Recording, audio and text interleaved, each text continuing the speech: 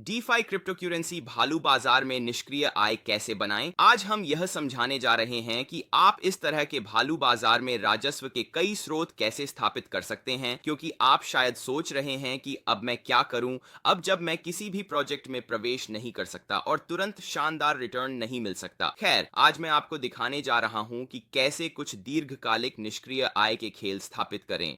DeFi का उपयोग करना और उन प्रमुख क्रिप्टो करेंसियों के लिए हमारे पास मौजूद अद्भुत कीमतों का उपयोग करना। दोस्तों, मैं वापस आ गया हूं और पहले से बेहतर हूं। हाल ही में मेरे ज्ञान दांत निकाले गए। मैं सक्रिय नहीं था, लेकिन समग्र क्रिप्टो बाजार पर एक नजर डालें।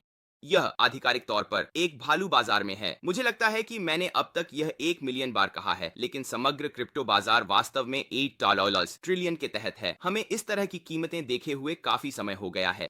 बिटकॉइन $20,000 पर है, एथीरियम $1,000 पर है। इनमें से कई अन्य क्रिप्टो करेंसियां समाप्त हो गई हैं।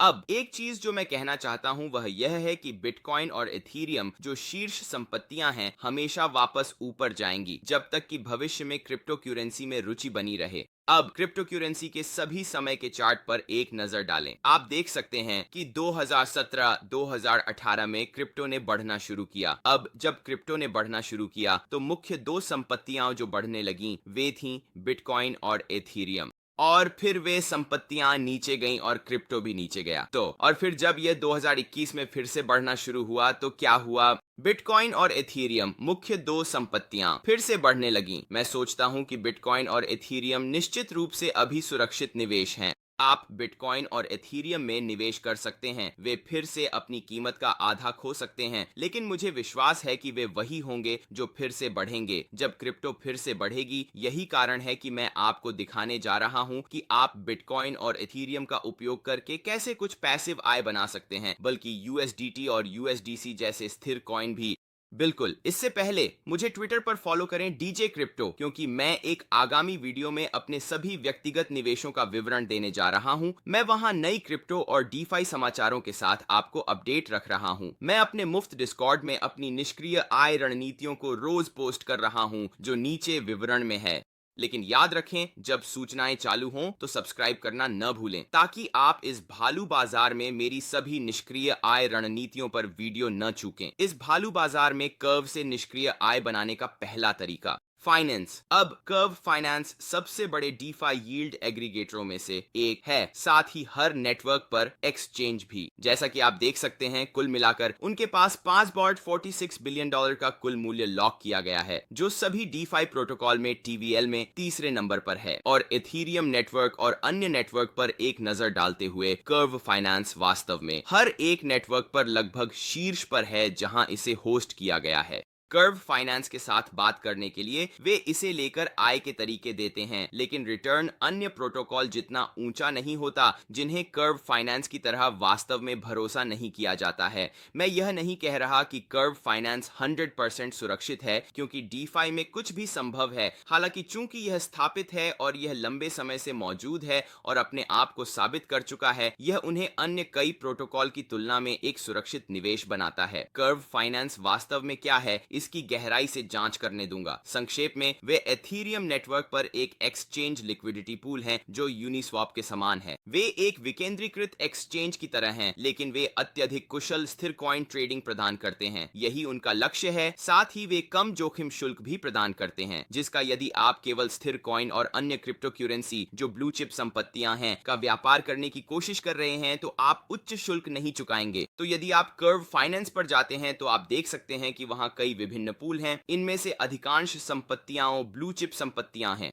इनमें से कुछ स्थिर कॉइन संपत्तियां हैं और उनके पास अपने स्वयं के स्थिर कॉइन पूल भी हैं, जैसे कि यहाँ उनके पास 3 पूल है। ये एक 3 जोड़ी तरलता पूल है, जिसमें डाई जो एक स्थिर कॉइन है, यूएसडीसी और यूएसडीटी शामिल हैं, जो भी स्थिर कॉइन है। लेकिन जैसा कि आप देख सकते हैं, बेस एपीवाई 0.1% है और अधिकतम एपीवाई 0.6% है, इसलिए बहुत बहुत कम है। जैसा कि मैंने अन्य प्रोटोकॉल की तुलना में कहा, इस रणनीति के लिए अब बहुत कम है, विशेष रूप से हम 3 जोड़ी स्थिर मुद्रा पूल पर ध्यान नहीं देने जा रहे हैं, क्योंकि हम पहले ही चैनल पर इसके बारे में बात कर चुके हैं। उस वीडियो को देखना सुनिश्चित करें। हम ट्राई क्रिप्टो 2 के बारे में बात करने जा रहे हैं, जो USDT, WBTC और W इथीरियम के बीच एक पूल है। WBTC और W इथीरियम बिटकॉइन और एथीरियम के लिए पेग्ड संपत्तियां हैं। इन्हें बस लिपटे हुए संपत्तियां कहा जाता है। अब USDT एक बार फिर एक स्थिर मुद्रा है, हम सभी इसे जानते हैं। अब वे 3.88 का बेस APY ऑफर कर रहे हैं, लेकिन मैं आपको दिखाने जा रहा हूं कि आप ट्राई क्रिप्टो 2 जोड़ी के साथ कुछ ऐसा कैसे प्राप्त कर सकते हैं जो उच्च जोखिम नहीं है। अब एक चीज है जिसे कॉन्वेक्स फाइनेंस कहा जाता है, जो बढ़ी हुई कर्व स्टेकिंग है। आप अपने कर्व फाइनेंस के पूल टोकन को कॉन्वेक्स में स्टेक कर सकते हैं। अब कॉन्वेक्स एक विश्वसनीय प्लेटफॉर्म है, क्योंकि अगर हम समग्र DeFi TVL रैंकिंग पर नजर डालें तो आप देख सकते हैं कि कॉन्वेक्स फाइनेंस नंबर 7 पर है, जिसका TVL 3.25 बिलियन है, जो कर्व फाइनेंस से केवल $2 बिलियन कम है। अब जब आप कर्व फाइनेंस पर होते हैं तो आप बस ट्राई क्रिप्टो 2 पर जाना चाहते हैं और जमा टैब पर जाए। यहां आप USDT, WBTC और W इथीरियम जमा कर सकते हैं, और आपको जो करना है वह है जमा करना और स्टेक करना नहीं, बल्कि एंगेज करना, क्योंकि यह कर्व फाइनेंस में जमा और स्टेक करेगा। याद रखें, हम इसे कॉन्वेक्स फाइनेंस में स्टेक करना चाहते हैं ताकि हम उच्च उपज प्राप्त कर सकें। बेशक यदि आप इसे कर्व फाइनेंस में स्टेक करना चाहते हैं तो आगे बढ़ें और जमा करें और एंगेज में स्टेक करें। हालांकि मैं कॉन्वेक्स में स्टेक करने जा रहा हूं और इसकी सुझाव दूंगा, इसलिए मैं अपने USDT, WBTC और एथीरियम को जमा करने जा रहा हूं। मुझे एक चीज मिलेगी जिसे try crypto 2 curve finance liquidity token है। यह एक लंबा नाम है, लेकिन यह सरल है। यह बस ट्राई क्रिप्टो 2 होगा। अब मैं उस ट्राई क्रिप्टो 2 को लूंगा, कॉन्वेक्स फाइनेंस पर जाऊंगा और स्टेक पर जाऊंगा। अब जब मैं स्टेकिंग सेक्शन में हूं तो मैं ट्राई क्रिप्टो 2 की खोज करने जा रहा हूं, और मैं यहां जाऊंगा और अपने ट्राई क्रिप्टो टोकन जमा करने जा रहा हूं। मैं इसे मंजूरी दूंगा और फिर जमा करूंगा और स्टेक करूंगा, और यहां मुझे लगभग 14% APR मिलेगा। और इस APR पर नजर डालते हुए हम देख पाएंगे कि यह सब कहां से आ रहा है। तो यहां हमें कर्व फाइनेंस पर 4.43% का बेस APR मिलेगा। यह सिर्फ तब है जब हम कर्व फाइनेंस में जमा करते हैं। हालांकि हमें एक बढ़ावा भी मिलेगा, क्योंकि याद रखें, कॉन्वेक्स फाइनेंस बढ़ी हुई कर्व ऑफर करता है। पूल्स से हमें कॉन्वेक्स फाइनेंस से अतिरिक्त 6.6% मिलेगा, और अंत में हमें CBX में एक APR मिलेगा जो कॉन्वेक्स फाइनेंस का मूल टोकन है, और यह 3.1% होगा। कुल मिलाकर 13.9%। अब कर्व फाइनेंस और कॉन्वेक्स फाइनेंस में निवेश करने की मेरी रणनीति के बारे में बात करते हुए मैं जो करने जा रहा हूं वह यह है कि मैं जो कॉन्वेक्स टोकन प्राप्त करता हूं उन्हें ले जाकर आधे को लॉक कर दूंगा और अपने लॉक किए गए CVX पर बेहतर APR कमाऊंगा। इसका मतलब है कि मैं और भी अधिक रिटर्न कमाने जा रहा हूं, लेकिन इसके बजाय मैं CVX जमा करने जा रहा हूं। थोड़ा जोखिम भरा मुद्रा, मैं इसका आधा कर रहा हूं। दूसरे आधे को मैं लाभ के लिए बेच दूंगा, अपने वॉलेट में रखूंगा।